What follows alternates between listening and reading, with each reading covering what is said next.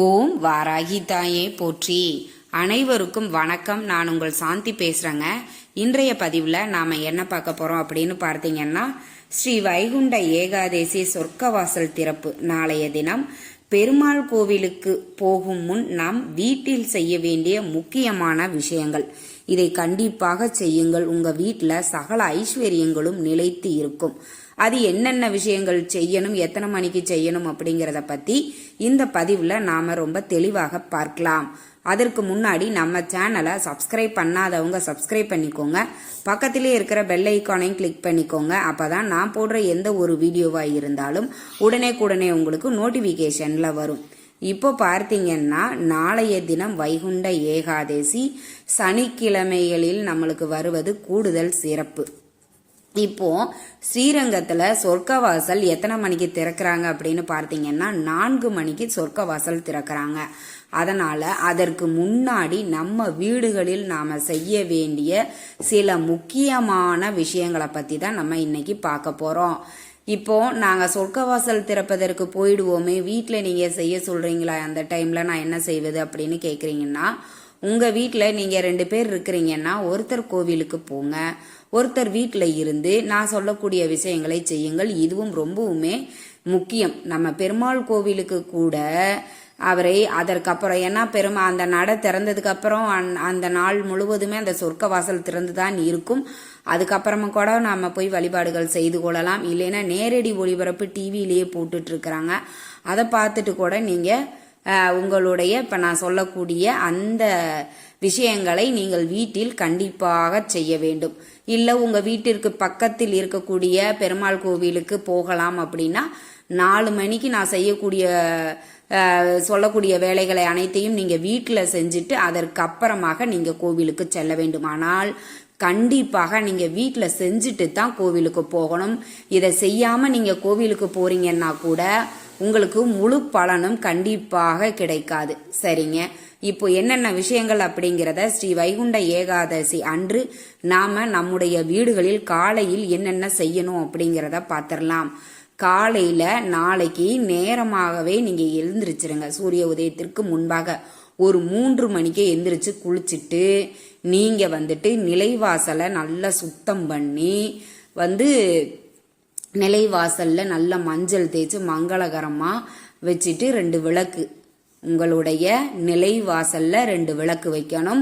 அதே மாதிரி வாசல் தெளித்து கோலம் போடும்போது நாளைக்கு வண்ணங்கள் இட்டு கோலம் போடுவது அப்படிங்கிறது நம்மளுக்கு ரொம்பவுமே நல்லது. இதெல்லாம் செஞ்சுட்டு உங்களுடைய பூஜை அறையில எல்லா சுவாமி படங்களுக்குமே நல்லா வாசனை நிறைந்த பூக்களை வைத்து பெருமாள் படத்திற்கு தாமரை பூக்கள் துளசி மாலைகள் இட்டு ஒரு நெய் தீபமாவது நாளைக்கு உங்களுடைய பூஜை அறையில் ஏற்ற வேண்டும். அது மிக மிக சிறப்பு. அத்தனை விளக்குமே நீங்க நெய் தீபம் ஏற்றீங்க அப்படின்னா ரொம்ப நல்லது. இல்லை எங்களுக்கு அந்த அளவுக்கெல்லாம் வசதி இல்லைங்க, ஒரு நெய் தீபம் ஏத்திட்டு மற்ற தீபங்கள்ல எண்ணெய் ஊத்தி ஏத்திக்கலாமா அப்படின்னு கேட்டீங்கன்னா அப்படியும் செஞ்சுக்கலாம். ரொம்ப விசேஷமானது. அதை செஞ்சிருங்க. அதையெல்லாம் செஞ்சுட்டு நீங்க அந்த 4 மணிக்கு அங்க சொர்க்கவாசல் திறக்கிறாங்க இல்லைங்களா, அப்பொழுது உங்க வீட்டுல நல்ல தூபம் போடுங்க. நிறைய வாசனை நல்லா மிக்க சாம்பிராணி தூபம் நல்லா வீடு முழுவதும் போடுங்க. போட்டுட்டு உங்களுடைய பெருமாளை மனதார பிரார்த்தனை பண்ணிட்டு அதற்கப்புறமாக நீங்க பெருமாள் கோவிலுக்கு செல்லுங்கள்.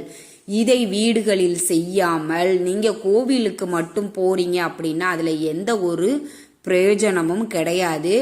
நம்ம வீட்டில் மங்களகரமாக நம்ம வீடுகளில் இருக்கக்கூடிய பெருமாளுக்கு நாம வழிபாடு செய்து விட்டு அதற்கப்புறம் நாம பெருமாள் கோவிலுக்கு நாளைய தினம் செல்வது அப்படிங்கிறது ரொம்பவுமே சிறப்பு வாய்ந்ததுங்க. அதனால கண்டிப்பா நீங்க வீட்டில் அதுதான் நான் சொல்றேன், 3 மணிக்கு எந்திரிச்சிங்கன்னா 4 மணிக்கு இந்த வழிபாடுகள் அனைத்தையும் நீங்க முடிச்சுட்டு டக்குன்னு உங்க வீட்டுக்கு பக்கத்துல இருக்கக்கூடிய பெருமாள் கோவிலுக்கு நீங்க போயிட்டு வழிபாடு செய்து கொள்ளலாம். நாளைய தினம் கண்டிப்பாக இதை நம்முடைய வீடுகளில் செய்ய வேண்டும். நம்முடைய வீடுகள்ல இதை செய்வதன் மூலமாக சகல ஐஸ்வர்யங்களும் நம்மளுடைய வீடுகளில் நிலைத்து இருக்கும். அதுதான் நான் சொன்னேன். முதல்ல காலையில நம்மளுடைய நிலைவாசல்ல வெளியில 2 அகல் விளக்கு கண்டிப்பாக வைக்கணும். வண்ணமிட்டு கோலம் போட வேண்டும். பூஜை அறையில் நெய் தீபம் ஏற்ற வேண்டும். பெருமாளுக்கு துளசி மாலைகள் தாமரை பூக்கள் சூடுவது நாளைய தினம் ரொம்ப ரொம்ப ரொம்ப ரொம்ப விசேஷம். அதே மாதிரி நீங்க சாம்பிராணி தூபம் போடுறீங்க இல்லைங்களா, அப்பொழுது பார்த்தீங்க அப்படின்னா ஓம் நமோ நாராயணாய நம, ஓம் நமோ நாராயணாய நம, ஓம் நமோ நாராயணாய நம இந்த மந்திரத்தை நீங்க அன்றைய தினம் நீங்க வழிபாடு செய்யறீங்க இல்லைங்களா, அப்பொழுது இந்த மந்திரத்தை சொல்லிக்கொண்டே நீங்க உங்களுடைய வழிபாடுகளை செய்யுங்கள். ரொம்ப ரொம்ப ரொம்ப ரொம்ப விசேஷமானதுங்க. நாளைய தினம் மறந்தும் இதை செய்யாமல் நீங்க கோவிலுக்கு போனீங்க அப்படின்னா கூட உங்களுக்கு அதனுடைய முழு பலனும் கிடைக்காது. சரி, இப்ப நிறைய பேர் ஒரு சந்தேகம் கேட்குறீங்க, நாங்கள் காலையில் எழுந்திருச்சு நாம் வழிபாடுகள் செய்யும்போது குழந்தைகள் கணவர்கள் தூங்கிட்டு இருந்தா பரவாயில்லையா, நாம் செய்யலாமா, அதனால் வேற எதுவும் பிரச்சனைகள் வராதா அப்படின்னு கேட்குறீங்க. அதெல்லாம் ஒன்றுமே வராதுங்க. கடவுள் நம்மளை காப்பாற்றுவதற்காக மட்டுமே தாங்க, நம்மளை தண்டிக்கிறதுக்காக கிடையாது. குழந்தைகள் தூங்கி கொண்டு இருந்தாலும் ஒன்றும் பிரச்சனை இல்லை, நீங்கள் உங்களுடைய வழிபாடை தாராளமாக செய்யலாம். இதை செய்துவிட்டு அதற்கப்புறம் நீங்கள் பெருமாள் கோவிலுக்கு போய் உங்களுடைய வழிபாடுகளை செய்யுங்கள். ரொம்ப ரொம்ப ரொம்ப விசேஷமானது. அதுவும் நாளைய தினத்தில் நம்முடைய வீடுகளில் இதை செய்வது ரொம்ப நல்லது. பொதுவாகவே மார்கழி மாதம் சூரிய உதயத்திற்கு முன்பாக எழுந்திருச்சு நம்முடைய வீடுகளில் செய்வது நல்லது. அதிலேயும் நாளைய தினம் வைகுண்ட ஏகாதேசி அன்று நாம செய்வது நம்ம வீட்டில் சகல ஐஸ்வர்யங்களையும் நிலைத்து இருக்கிறதுக்கு இது அவ்வளவு பவர்ஃபுல்லான ஒரு வழிபாடு. காலையில் நம்மளுடைய வீடுகளில் செய்கிற வழிபாடு அவ்வளவு அதி அற்புதமானது. பெருமாள் இதெல்லாம் நீங்கள் செஞ்சு உங்கள் வீட்டில் வச்சிருக்கிறீங்க அப்படின்னா உங்கள் வீடு தேடி பெருமாள் உங்களுடைய தேவைகளையும் கோரிக்கைகளையும் கண்டிப்பாக நிறைவேற்றுவார். அதனால நாளைய தினத்தில் நீங்கள் இதை மறக்காம செய்யுங்க. இவ்வளவுதாங்க. இந்த தகவல் உங்களுக்கு ரொம்பவுமே பயனுள்ளதாக இருந்திருக்கும்னு நினைக்கிறேங்க. வீடியோ பிடிச்சிருந்தா லைக் பண்ணுங்க, ஷேர் பண்ணுங்க, கமெண்ட் பண்ணுங்க.